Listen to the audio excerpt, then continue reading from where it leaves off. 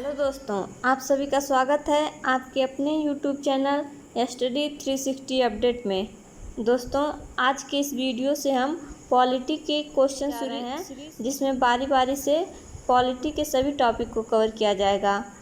तो ये जो सीरीज है, ये पॉलिटी का पूरा कंपाइलेशन होने वाला है, जो आपके लिए बहुत ही यूजफुल होने वाली है। और बात करें आज की वीडियो की, तो इसमें हम भारत के संवैधानिक इतिहास से रिलेटेड क्वेश्चंस को डिस्कस करेंगे। और अगर आपने चैनल को सब्सक्राइब नहीं किया है तो जल्दी से कर लीजिए, और लेटेस्ट नोटिफिकेशन के लिए बेल आइकन को प्रेस करना मत भूलिएगा। तो चलिए बिना देर किए हुए शुरू करते हैं आज का वीडियो।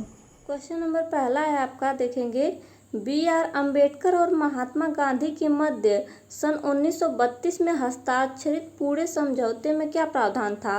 तो देखिए, जो पुणे में समझौता हुआ था, ये कहाँ पर, यारवदा सेंट्रल जेल में हुआ था। ये कब हुआ था, 32 में 24 सितंबर को हुआ था। तो इसमें गांधी जी और भीमराव अम्बेडकर के बीच समझौता हुआ, क्या हुआ था, हरिजनों के लिए आरक्षण सहित संयुक्त निर्वाचन। ये और देखिए, इसमें तीसरा विकल्प है हरिजनों के लिए पृथक निर्वाचन।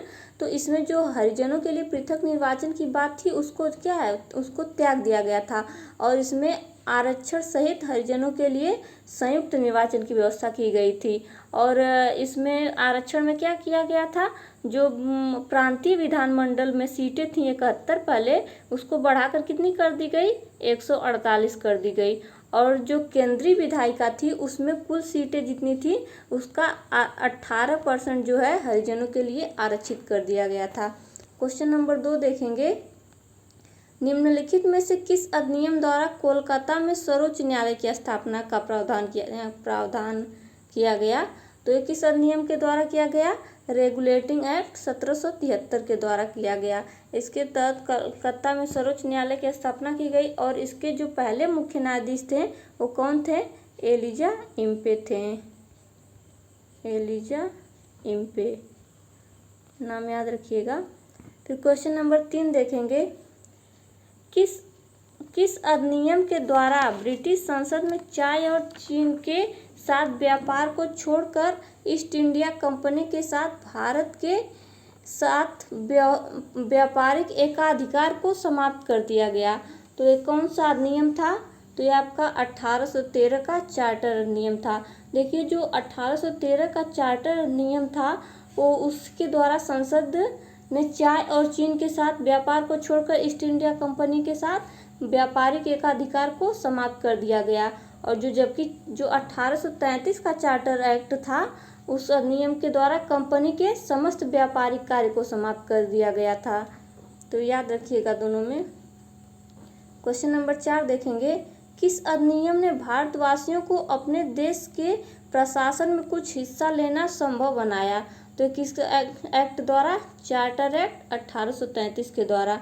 देखिए, चार्टर एक्ट जो है बहुत ही महत्वपूर्ण है 1833 का। इसमें क्या कहा गया था कि किसी भी जो है भारतीय अथवा क्राउन देश में प्रजा जो है अपने धर्म, जन्म स्थान, वंशानुक्रम, वर्ग, इसमें किसी भी एक कारणवश कंपनी के अधीन किसी भी स्थान अथवा पद पर सेवा के लिए क्या है, अयोग्य नहीं माना जाएगा। अर्थात उसको किसी व्यक्ति को धर्म, जाति, उसके वंशानुक्रम के आधार पर उसको रोका नहीं जाएगा। और यही जो आधार है, भविष्य में जो है एक मतलब आंदोलन के लिए एक बेस तैयार हुआ। क्वेश्चन नंबर 5 देखेंगे, निम्नलिखित में से किस अधिनियम के अंतर्गत भारतीय विधान परिषद को बजट पर बहस करने की शक्ति प्राप्त हुई। तो ये किसके तहत प्राप्त हुई थी, आपकी भारतीय परिषद अधिनियम 1892।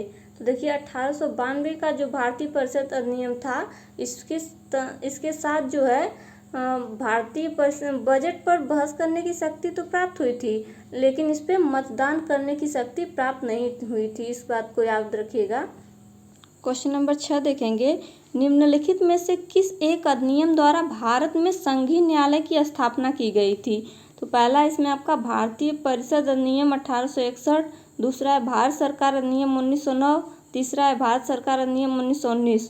तो हो जाएगा इनमें से कोई नहीं, क्योंकि जो भारत में संघीय न्यायालय की व्यवस्था कब की गई थी, तो ये आपका 1 अक्टूबर 1937 को भारत सरकार अधिनियम जो था 1935 उसके तहत की गई थी। तो इस बात को आप लोग याद रखिएगा। क्वेश्चन नंबर 7 देखेंगे, केंद्र में जो है द्वैध शासन किस अधिनियम के अंतर्गत स्थापित किया गया? तो किसके अंतर्गत स्थापित किया गया? भारत सरकार अधिनियम 1935 के तहत। और देखिए प्रांतों में जो है द्वैध शासन किसके तहत स्थापित किया गया था? 1919 के तहत। और जो प्रांतों में द्वैध शासन स्थापित किया गया था उसको इसी जो है भारत सरकार अधिनियम 1935 के तहत समाप्त कर दिया गया। तो ये छोटी छोटी बातें आप लोग याद रखिएगा। क्वेश्चन नंबर 8 है, भारतीय विधान पालिका प्रथम बार द्विसदनी कब बनाई गई थी? तो ये आपका कब बनाई गई थी? 1919 के भारत सरकार अधिनियम के द्वारा बनाई गई थी। इसमें देखिए इसको 2 भागों में बांट दिया गया था। पहला आपका राज्य परिषद थी और दूसरा आपका था, पहला राज्य परिषद और दूसरा केंद्रीय विधानसभा थी। तो जो राज्य परिषद थी उसका कार्यकाल कितने वर्ष के लिए था? 5 वर्ष के लिए था। और जो केंद्रीय विधानसभा थी उसका कार्यकाल 3 वर्ष के लिए होता था। क्वेश्चन नंबर 9 देखेंगे, राष्ट्रपति को अध्यादेश निर्गत करने की शक्ति प्रेरित है, यानी कि राष्ट्रपति को जो अध्यादेश जारी करने की शक्ति है वो कहाँ से प्रेरित है? तो कहाँ से? भारत सरकार अधिनियम 1935 के तहत है। देखिए पहले से भी जो गवर्नर जनरल 1861 का था भारत सरकार अधिनियम, उसमें जो है अनुमति थी, लेकिन जो मेन रूप से अगर बात की जाए तो ये जो है भारत सरकार अधिनियम 1935 के तहत किया गया था। और वर्तमान में जो है अनुच्छेद 123 के तहत जो है राष्ट्रपति अध्यादेश जारी करता है। क्वेश्चन नंबर 10 है, निम्नलिखित में से किस अधिनियम द्वारा संवैधानिक निरंकुशता का सिद्धांत प्रवृत्त किया गया? तो किसके द्वारा किया गया? 1935 का भारत सरकार अधिनियम। देखिए जो 1935 का भारत सरकार अधिनियम जो लाया गया था वो बहुत ही विस्तृत था, जिसमें कई सारी व्यवस्थाएं की गई थी। जैसे संघीय न्यायपालिका का हम लोगों ने पढ़ा, फिर केंद्र और राज्य के मत शक्तियों का विभाजन भी इसी के तहत किया गया। फिर कई बहुत ही विस्तृत था। और जो संविधान आज है उसमें बहुत सारी चीज़ें जो है 1935 के भारत सरकार अधिनियम से ही ली गई थी। तो इसको आप लोग सही से देख लीजिएगा पूरा डिटेल में। फिर क्वेश्चन नंबर 11 देखेंगे, भारत के संविधान में केंद्र और राज्यों के बीच किया गया शक्तियों का विभाजन इनमें से किसमें उल्लेखित किस योजना पर आधारित है? तो ये आपका किस योजना पर आधारित है? ये भी जो है देखिए भारत सरकार अधिनियम 1935 के तहत निर्धारित है। क्वेश्चन नंबर 12 देखेंगे, निम्नलिखित में से एक भारत सरकार अधिनियम 1935 की मुख्य विशेषताओं में से नहीं है। तो देखते हैं इसमें कौन सा नहीं है।